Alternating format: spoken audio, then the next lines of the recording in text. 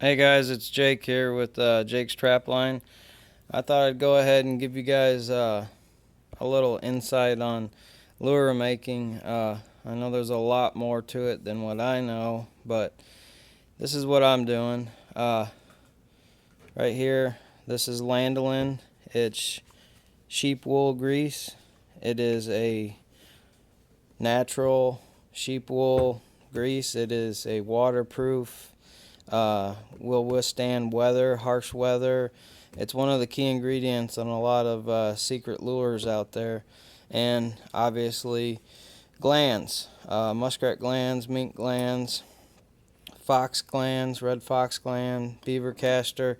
This is what I'm doing. I'm making a predator type lure, just an all call. I have a hot plate here. You don't I should have started off when I first started, but I'll give you a rundown.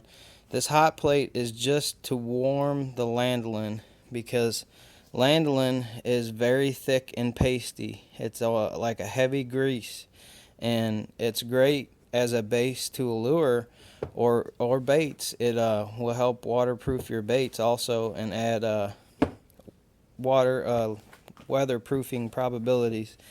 But you gotta, it's to work with lanolin, you need to warm it up. You don't want it to cook, you don't want it to bubble, you just want to melt it. And that's all I'm doing. I got this turned down really low just to warm my lanolin into a liquid. I'm compounding a predator lure, like I said. See, it's I've already mixed in some mink glands, some muskrat glands, some mink glands, some red fox glands, and beaver castor. I'm going to add some beaver tail oil into it and some ambergrass oil. This is, back in the day, this was made from sperm whales. It's a great predator smell you can add. And I'm also going to put some glycerin into it. But this will give you an insight into compounding some of your own lures.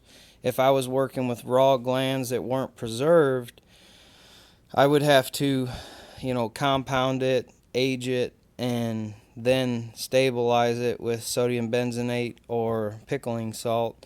But I'm already working with aged and preserved glands, so I skipped a step. This is just going to be a predator all call. I'm just warming it up, I'm mixing it in, and it's a nice heavy paste like I want it. I still need to add some glycerin to it to help it not be so thick, and it'll help bind all the glands and smells together. And then I'm going to pour it in some bottles that I have, some canisters, some 4-ounce canisters.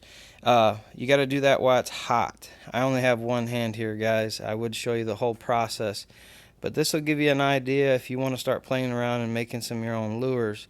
But once I get everything mixed the way I want, like I said, I'll pour it into the container while it's still warm, so it's easy to go into the container, and it'll cool. When it cools, it'll be a heavy type paste.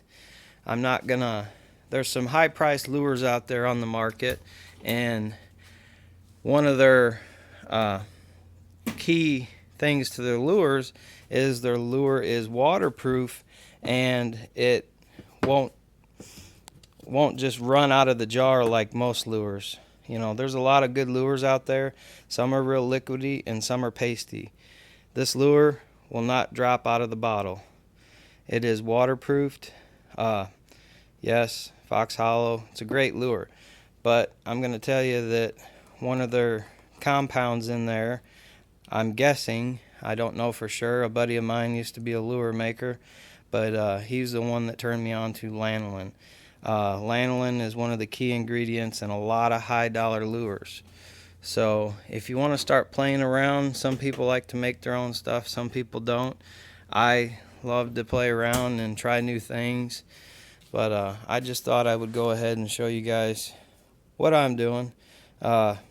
Yes, you can spend a little bit of money and get a whole bunch of glands and oils and that, and end up you might end up making up a good compound of your own. This is going to be a predator all call.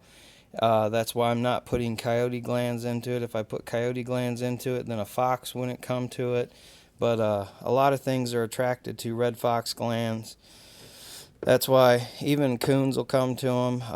Everything loves muskrat, mink, and beaver castor. This ambergrass oil, I've had pretty good luck with it. And this beaver tail oil, it's some pretty good stuff. But I thought I would just give you guys a quick rundown of how I compound my lures that I make. God bless, and hope you all get something out of this. Thank you.